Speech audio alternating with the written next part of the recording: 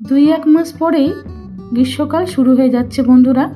আর এই গ্রীষ্মকালে বাঙালিদের সবথেকে প্রিয় হচ্ছে পাতলা মাছের ঝোল আর ভাত। আমি সেই রকমই আজকে একটা রেসিপি নিয়ে আপনাদের সামনে হাজির হয়েছি। আশা করি আপনারা ভালো আছেন।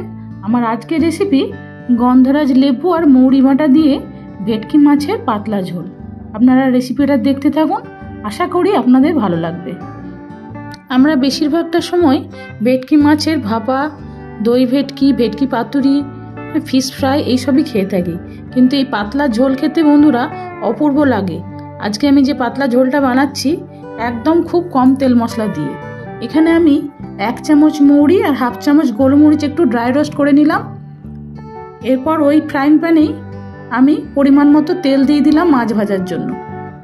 তেলটা গরম হয়ে গেছে, আগে থেকে লবণ হলুদ মাখিয়ে রাখা ভেটকি মাছগুলোকে আমি ভেজে নিচ্ছি। 2-3 মিনিট ধরে মাছগুলোকে উল্টে পাল্টে বেশ ভালো করে একটু ভেজে নিলাম। মাছগুলো ভাজা হয়ে গেছে। এবার ওই তেলের মধ্যে আমি দিয়ে দিচ্ছি কয়েকটা বড়ি। এগুলো ঘরে বানানো বড়ি। এই বড়ির রেসিপিও আপনাদের সাথে কোনো একটা দিন শেয়ার করব। বড়িগুলো ভাজা হয়ে গেছে। এবার কড়াই থেকে প্রায় 3 ভাগ তেল আমি তুলে নিয়েছি। দিয়ে দিলাম কালো জিরে ফোড়ন আর 1/2 চামচ মতো গোটা জিরে। 2-3টে কাঁচা লঙ্কা চিড়ে আমি এর মধ্যে দিয়ে দিলাম। 2-1 মিনিট পর এর মধ্যে দিয়ে দিলাম আগের থেকে কেটে ধুয়ে রাখা 2টো মাঝারি সাইজের আলু। আলুগুলো লম্বা করেই কেটেছি।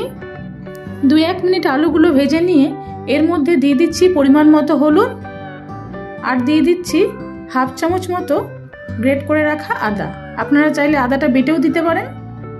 এই ঝোলের মধ্যে কোনো রকম পেঁয়াজ, রসুন বা জিরে, লঙ্কা গুঁড়ো এসব কিছুই আমি ব্যবহার করব না। পরিমাণ মতো লবণ দিয়ে দিলাম। 2-1 মিনিট একটু ভেজে নিয়ে এর মধ্যে দিয়ে দিচ্ছি পরিমাণ মতো জল। যেহেতু এটা একটু পাতলা ঝোল হবে তাই জলের পরিমাণটা একটু বেশি দিয়েছি। এরপর ঢাকা না দিয়েই গ্যাসের ফ্লেমটা বাড়িয়ে দিয়ে আমি এটাকে ফুটতে দিয়ে দিলাম 3-4 মিনিট। তারপর এর মধ্যে দিয়ে দিচ্ছি মৌরি আর গোলমরিচ বাটা, যেটা ড্রাই রোস্ট করে রেখেছিলাম। সেই মৌরি আর গোলমরিচ বাটাটা দিয়ে এবার ঢাকা দিয়ে আমি এটাকে প্রায় 5 থেকে 7 মিনিট ফুটতে দেব। যতক্ষণ মাছের ঝোলটা ফুটছে ঠিক সেই সময় আমি একটা গন্ধরাজ লেবু কিছুটা ঘষে নিচ্ছি, প্রায় 1 চামচ মতো। আর একটু গন্ধরাজ লেবুর রসও আমি এতে ব্যবহার করব। ফিরে এলাম 5-7 মিনিট পরে। দেখুন বন্ধুরা, ঝোলটা সুন্দর ফুটে উঠেছে। আলুগুলো সব সেদ্ধ হয়ে গেছে। এই সময় আমি দিয়ে দিচ্ছি ভেজে রাখা মাছগুলো। 2-1 মিনিট পর আমি এই মাছের ঝোলে দিয়ে দিচ্ছি 1 চামচ গন্ধরাজ লেবুর খোসা আর একটু দিচ্ছি গন্ধরাজ লেবুর রস।